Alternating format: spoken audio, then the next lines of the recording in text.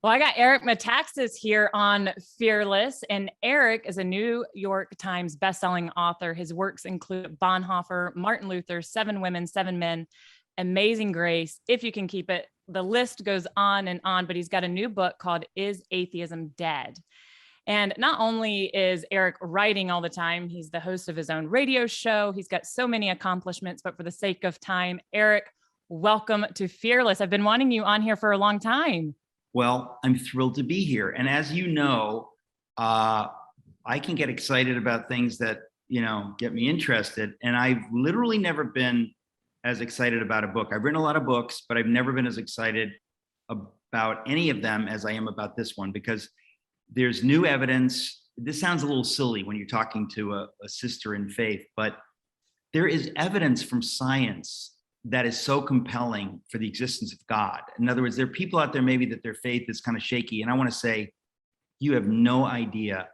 God is revealing himself through science, through archaeology, in ways that previous generations couldn't even dream about. And I feel honored to have bumped into this information so that I can present it in this book, because I think it arms us with apologetics for our faith, that we approach the subject differently. When you know how dramatically clear it is that God is real, not just from our own, rather subjective faith point of view, but just from science, that you can say to anybody, atheism is no longer tenable. You want to be an agnostic, that's on you. But atheism, it kind of looks a little silly once you know the sort of fairly recent evidence. So yeah, let's continue talking, because I do want to later on talk about a couple of your other books and how I've gotten to know you over the time, because that's what's really intrigued me. But with Atheism's Dead, this is quite different than any other books. You have an eclectic resume of books. I didn't mention that in the beginning, but everything from biographies to If You Can Keep It, to children's books. Even you've written your own TBN Christmas special before, which I was a big fan. I get your sense of humor, Eric. I think that needs to come back. I laughed, but you have an eclectic resume. So this book is quite different. What was the inspiration behind this? Why this book? Well, I can only say that I'm convinced the Lord leads me to things. There's no other explanation for it. I've always been interested in science and faith and apologetic stuff. And so I've read a lot, and I've been more and more amazed at what people don't know. I mean, when I ask my Christian friends, have you heard of the fine-tuned argument? They go, no, what's that? I think, whoa, how do you not know that? It's like, it's astonishing evidence, like insane level of evidence for God from science, which everybody's been told over the decades, like science and faith are at odds. And you think, that's not true. It's not only not true, it's completely untrue. The opposite is true. Science is pointing to God. And by the way, God and faith are what gave us science. Nobody seems to know that. So when I discovered this stuff, I thought, this is like headline stuff. This is what do they say in the news business? Dog bites man is not a big news story, but man bites dog. We got to run with that. That doesn't happen. This is a man bites dog story. This is science pointing to God, effectively proving God. And this is the world of faith giving us science. Like, we never got that memo growing up. You grow up in a culture like America or in the West, and you get this idea that science and faith and always have been at odds. That is dramatically untrue. That's part of the story of the book. But what I was really going to say is that I've always been interested in this, but only in the last couple of years that I met two people, and one of them, and we've talked about, is Skip Heitzig. Skip Heitzig pastors a church in Albuquerque, and he's friends with your dad. And I got to know him through our mutual friend, Greg Laurie. And when I was speaking in his church, he said, hey, you've got to meet a friend of mine, Dr. Stephen Collins. He is a biblical archaeologist. He discovered biblical Sodom. And I said, what? What are you talking about? Biblical Sodom? Somebody discovered that and I'd never heard about this? Well, you're kidding. You're kidding, right? Did you really? And I looked into it, and it just blew my mind. But what always happens to me, Cissie, it's like comedy. I discover something mind-blowing. So my mind is blown, but then my mind is blown a second time when I realize nobody's heard of this. Like, this mind-blowing, impressive stuff, virtually no one has heard about. So I thought, I really want to tell the world about Stephen Collins's discovery of biblical Sodom. Everybody needs to know, certainly believers should know, that this is not maybe he discovered it. I mean, this is open and shut. But then I came to meet someone else, James Tour. He's a scientist, a strong believer, but probably one of the top scientists on planet Earth, one of the most brilliant organic chemists who've ever lived. And this guy starts talking to me about the emergence of life out of non-life. He says in 1952, some scientists at the University of Chicago said, hey, we figured out how life began from non-life because they ran some electricity through some, semblance of the prebiotic soup, some solution with what they figured was on the early Earth 4 billion years ago. And woo, they got some amino acids. And they said, we're on our way.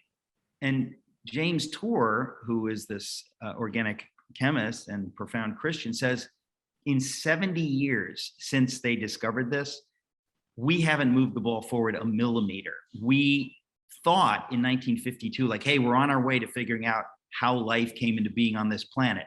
But if you ask a scientist today, like, okay, Mr. Scientist, you know that the first life, the first cells appeared 4 billion years ago. Hey, how did that happen? They have less than no idea. And then the irony is that the more we learn from science, the more we know nothing. In other words, in 1952, we were ignorant enough to say, hey, maybe this is how it happened. We now know there's not a chance that this happened. And without going into the details, it's pretty obvious that God did it, that life cannot come into being from non-life without God, because we now know how complex a single cell is. Like in 1952, we didn't know the details. It's so complex that it will freak you out. And there's no way this came into being. So those two men really made me think I want to write about those two things. And maybe I need to write a book that deals with all of the scientific evidence and all of the biblical archaeology. And the title is Atheism Dead came to me because in 1966, there was a famous Time magazine article that said, is God dead? Like the evidence is pointing away from God. The science is pointing us away from God. And in a funny way, that narrative caught on in the culture. And we've always felt like, oh yeah, there's some kind of a, dissonance between faith and science. Well, quietly over the decades, the evidence has been piling up from science. And I said, it's about time somebody kind of told the story in a way that non-scientists and non-archaeologists can understand. It's so exciting. It's just hard for me not to get excited because there's a lot of stuff in the book that I think people are going to say, how did I not know this? And they're going to want to tell others. And so I really feel like it's going to be a great tool to help people who aren't where we are in terms of faith, but even people maybe who do have faith, who need, they need to be encouraged that your faith is dramatically reasonable. And all of the science and all of the archaeology is pointing to the scriptures and pointing to the reality of God. It's not just something you and your family believe, it's reality. So something amazing is happening. It is. It's like science keeps revealing and pointing to God. I've always said, like the land of Israel, they just keep digging up things every day that just continue to point back to the word of God. And but with all of that, with the scientists and academics, if they were honest with themselves and the public, they would have to admit that there is a God or, an intelligent designer. Why do you think so many people push against the obvious, especially in our schools and universities, despite the overwhelming evidence? Well, I mean, me, I have like on some level, no patience for it. It's like, what's wrong with you people? That's like, why I love you. Points to God, and this is real. But just to give ourselves some perspective and maybe to give some grace to people, right in the beginning of the book, I talk about Einstein. You'd think that if anybody was self-assured, confident, knows that he's a big shot and he doesn't have to worry about what other people think, you think Albert Einstein's at the top of that list, right? Well, in 1911, Einstein, working on his equations for general relativity, he realizes that it looks like space is expanding, the universe is expanding. And when he comes up with this, he's like, oh no, that sounds like if it's expanding, it means that it expanded from a point, which means at one point it came into being. It didn't always exist. That sounds like the creation account. That smacks of religion. And I, as a scientist, I'm really embarrassed about that. I want what I do to be pure physics and pure math. And I don't want it to smack of, the Hebrew scriptures. And you think, how funny is this? Einstein was so insecure that he, the great scientist of the 20th century, he was worried about what other scientists would think. So he fudged his equations to make it look like it's not really probably expanding, and we don't need to look at that. And it was others. It was a Jewish, a Russian Jew named Friedman, and then a Belgian Catholic priest who was also a physicist named Lemaitre, and then the American Edwin Hubble. The three of them basically bombard him and then saying, no, you're wrong. Like, there's plenty evidence that your discovery of the expanding universe, it's correct. You're right, Einstein, you're not wrong. And in I think it was 29, he declared this to be the biggest blunder of his life, that his fear of what others thought made him suppress what he had discovered. So he doesn't get credit for discovering the Big Bang, the expanding universe, because he was afraid. He didn't want to tell anybody. So you think if Einstein was afraid because of the scientific consensus, what does that tell you about lesser scientists today? They are, many of them, cowed by people's opinions. But and I know that the biblical view of people says that we're fallen and we're sinners. And so people's instinct is what's going to get, not to search out the truth. It's what's going to move my ball forward, what's going to move my career forward, what's going to help me.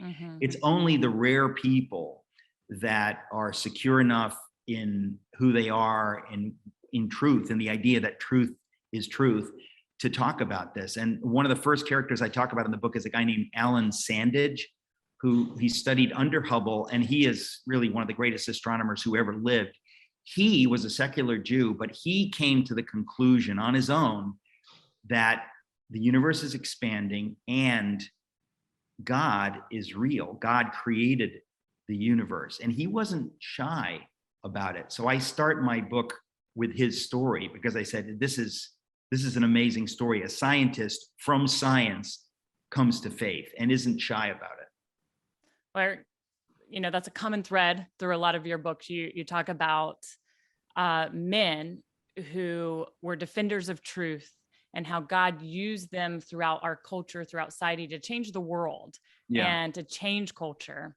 And to be honest, you and I, we've gotten to know each other over the last 4 or 5 years. We met in passing, but I really got to know you and your wife, Suzanne, on a trip to Israel one time, where then I thought I could call you friend at that point. I was actually with Suzanne, I think, in a coffee shop outside the old city of Jerusalem when I got the news my grandfather had passed away. She was the friend. She was the one I grabbed her hand and knew that. So I call you guys friend, but you have been a defender of faith and truth. You've wanted to point people to truth, no matter what that would cost your career. I've always thought, I've been intrigued. Here's this New Yorker, always the best dressed in the room. You're intellect, you're from, an Ivy League, you went to Yale, but I'm thankful for that, and especially in the times that we've been in this culture of how you've defended and you've stood for truth, no what the cost. But I want people to know how you got there, to tell these stories that you continue to tell. Tell us a little bit of how you grew up being the son of immigrants that gave you this passion for this country, for this freedom, the ability to tell these stories. Yeah. Well, if anybody wanted to read a really fun book, the last book that I wrote right before is Atheism Dead, which is brand new right now. But the last book I wrote, it's called Fish Out of Water. And I love that title because that's exactly how I describe you. Yeah, well, I mean, I am a fish out of water in many ways, which is why that's the title. But actually, the bigger reason it's the title is because at the end of the book, my book, Fish Out of Water, is really my long way of telling how I came to faith. And at the end of the book, Jesus is the fish out of water. I don't want to give it away, but it's a literary memoir. And it's a lot of the stories are funny, crazy, insane stories of growing up. And I just think it's valuable to tell our stories, and especially when it ends with Jesus, So it's the kind of a book you can give to secular friends who they just like a good read, a literary memoir, but my story, like many stories, it's strange, right? I grew up going to the Greek Orthodox Church every Sunday, but I was never really born again. And then you go to a place like Yale and you're just lost because everybody's telling you like that faith stuff is kind of passe. So you sort of go along, you go with the flow, and then you graduate and you don't know which way is up. Like, what's the meaning of life? Now, many people can kind of dive ahead into a career without worrying about the meaning of life. I was not so fortunate. So I kind of floundered around trying to figure everything out. And I was miserable. And the Lord, in his infinite mercy, led me to himself in a dream, which culminates with this image of a fish out of water, which I don't want to give it away too much, but it's a beautiful story. And I didn't make it up. The Lord made it up and the Lord gave it to me. It's my life. And then it's this dream. And I had nothing to do with it. But around my 25th birthday, when that happened, it just changed everything. And I said, I want to live my life to his glory. I want to use my gifts to his glory. I want to be a writer to his glory. I want to broadcast and do comedy and do anything I can do. And so far, that's what I've been doing. And as you said, to some extent, we have to count the cost, and that there is a cost of discipleship. If you kind of want it all, Jesus says, well, if you really want it all, you're not going to get it all in this life. And if you really believe that, then you say, okay, Lord, whatever you want. And so, yeah, it has cost me to some extent in my career. There's no question about it. If you say, I think people should vote for Trump, a lot of people think, Eric, when did you become a racist? What happened to you? Weren't you the Bonhoeffer guy? And like, don't you understand that Trump is Hitler 2.0? What's wrong with you?